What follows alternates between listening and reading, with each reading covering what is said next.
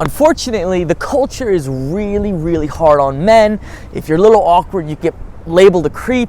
If you do something weird, they think it's intentional, like, oh, you're exerting something.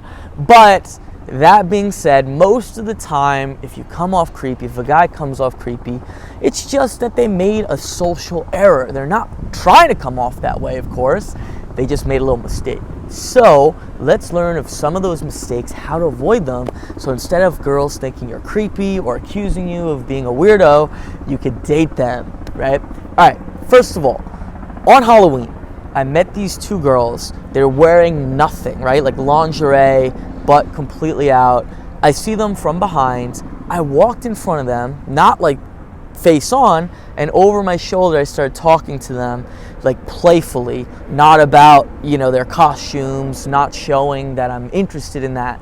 And we had a great talk. We ended up hanging out a little bit. They walked with me, but as we walked, all sorts of weird guys, once they would walk by, they would literally like talk to her butt. They're like, oh hey, come over here. Like literally they're staring at her butt while they're talking, saying weird stuff. Coming off really awkward. One guy did walk around. He's like, oh, I just had to see if your face is good too. And the girls hated all of these guys. So what did I do that was different from these guys, and how can you do it? The main thing is I didn't let my attraction completely dictate my actions, right? Our brains have a prefrontal cortex right here. That's what allows us to be disciplined and control our actions. The reason we have that, the reason it came about, is to socialize so that we could have an emotion like, oh, I like that, and shove that emotion down so that we could speak in a socially intelligent way so we can enjoy that in our bedroom rather than just saying something weird, right? So I controlled myself and I thought from their perspective. I'm not just thinking, oh, I'm so turned on, let me talk to her butt. I'm like, okay, how do I have this conversation? So when you are attracted to a woman or you're checking a woman out, that's okay most of the time, but you need to realize that's a person there. I'm not saying this to chastise you, men get chastised a lot for things, but think of it holistically. Like if I look at a girl, she's attractive, she's wearing next to nothing, I could notice that, then I could look at her face, then I could talk to her.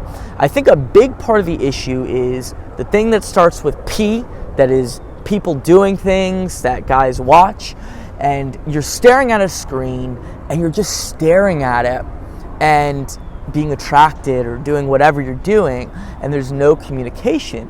We even have that on a lesser extent where you see billboards of women in movies. Back in the caveman days, there was no images of women, no pictures to be attracted to, no videos. So anytime you were attracted to a woman, say it's like you all just hit puberty, your old friend, now she's attractive, you look at her, and if you were staring like just at one part, she might say, what are you doing? And then you're like, oh, right? So you would learn social intelligence. So the natural state of things is to be attracted to someone, but not just stare at it where you're like asocial. Being attracted to a body part should be a social activity. So take it in holistically. If you're attracted to a woman, you can be attracted, but you also know, like, okay, what's she up to? What might she be thinking? How could I best speak to her? Right? So you take it all in, and that's going to really prevent that creepiness. That is number one, is think from her perspective, not just from your perspective. Control your emotions.